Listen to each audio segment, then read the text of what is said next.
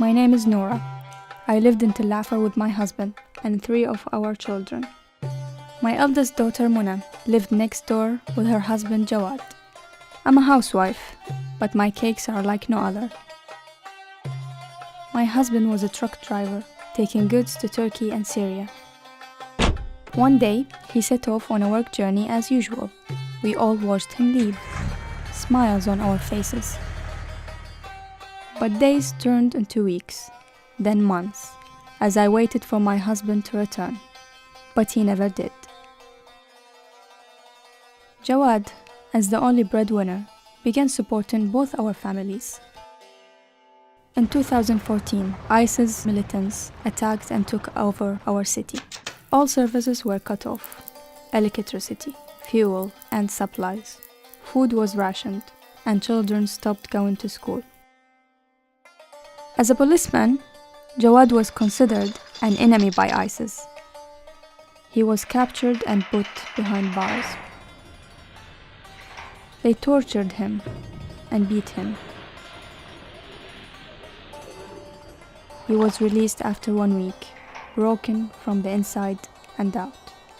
With his life at stake, he left immediately to Mosul Dam.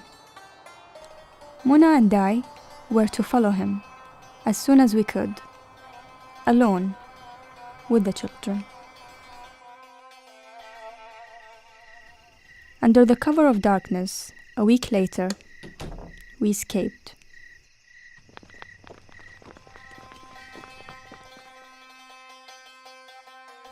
The journey was exhausting, full of danger. Avoiding ISIS checkpoints, broken bridges, and airstrikes hitting too close to home. We walked under the burning sun till we reached Mosul Dam, where finally we were reunited with Jawad. Together we headed for Kirkuk.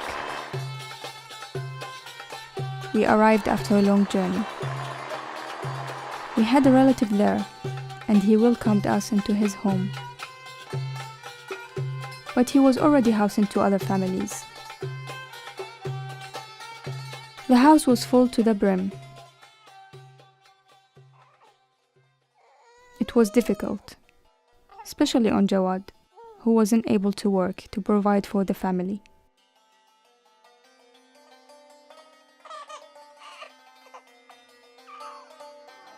As outsiders in an unfamiliar community, people in Kirkuk looked at us as an extra burden.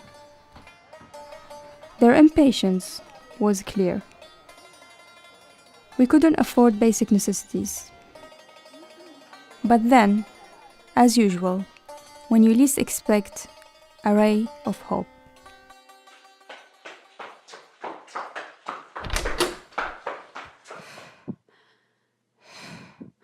Look what I found. They're giving grants to women who wants to work. We can finally do something. No, and 1,000 no. Jawad's angry answer was clear.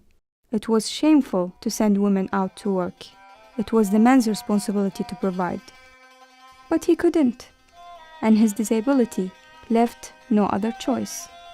Gently, we convinced him there was no shame in honest work. I applied for a grant and received one shortly after. I bought ingredients to start a cake-making business from home. Muna invested in a sewing machine to make and mend clothes. Slowly, our fortunes began to change. My cakes are famous in the community now. Muna, too, makes a steady living. With our income, we moved out of our relative's house, and with hard work, we became respected members of the community. The future is finally looking much brighter.